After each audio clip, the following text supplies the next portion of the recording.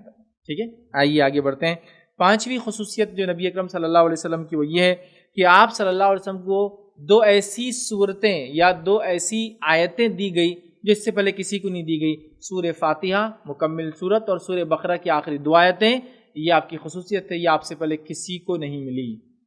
ٹھیک ہے۔ بہرحال لیکن سورہ فاتحہ مکمل اور سورۃ البقرہ کی آخری دو آیتیں وہ آیتیں ہیں جو کسی کو نہیں ملی، تو ہمارے نبی کی یہ خصوصیت ہے اور اس قوم کو یہ نعمت دی گئی۔ آئیے صحیح مسلم کی روایت ہے، عبداللہ ابن عباس رضی اللہ عنہما اس کے راوی فرماتے ہیں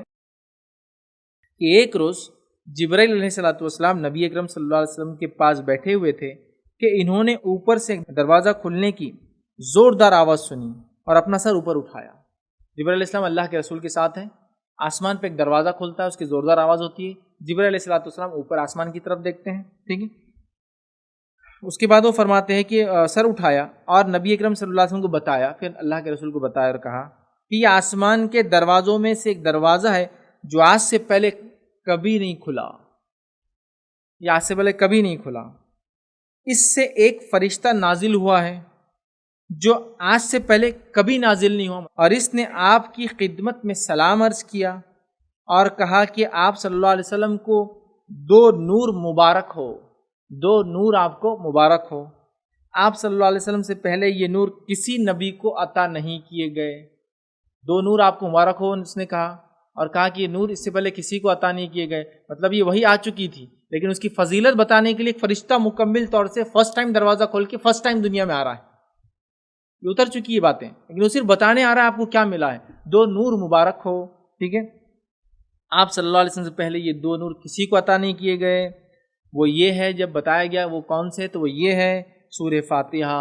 اور سورہ بقرہ کی آخری دو آیتیں۔ پھر اس فرشتے نے ایک اور بات کہی، اس بات کو سب غور سے سن لیں، بہت ہی زبردست بات ہے، ہم تمام کی مشکل، پریشانی، دکھ، درد، بیماریوں کا علاج اس میں چھپا ہے۔ پھر اس فرشتے نے فرمایا، مزید کہا، آگے فرمایا کہ جو شخص یہ دو آیت پڑھے گا،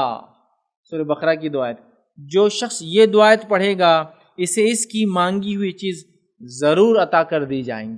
گویا یہ دو آیتیں وسیلہ ہے دعا کے لیے۔ سورہ بقرہ کی آیت نمبر 285 اور 286، آمن الرسول بما انزل الیہ من ربی والمؤمنون، جو یہاں سے شروع ہوتی ہے، اور اس کے بعد یہ لاسٹ ٹو آیتیں ہیں قرآن کے سب سے بڑے سورے کی آخری دو آیتیں۔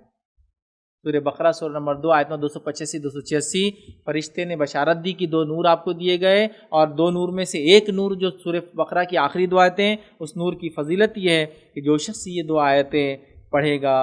اور تو اس کی مانگی ہوئی چیز اس کو ضرور دے دی جائیں گی۔ تو وسیلہ بنائیے ان دو آیتوں کو اللہ کے سامنے اور اس کے بعد دعا کیا کی۔ یہ طریقہ ہمیں پتہ چل گیا کہ ان کی رد نہیں ہوتی۔ اب رد نہیں ہوتی کا اس کا کیا مطلب ہے؟ میں تو 2 سال سے یہ دعا کر رہا ہوں، یہ آیت پڑھ کے دعا کر رہا ہوں، قبول نہیں ہو رہی، تو یاد رکھ لیجیے دعائیں قبول ہونے کی 3 شکلیں ہوتی ہیں۔ کتنی؟ 3۔ جو مانگا وہ مل گیا، جو مانگا اس کے بدلے اللہ تعالیٰ کو مصیبت کو ٹال دیتا ہے،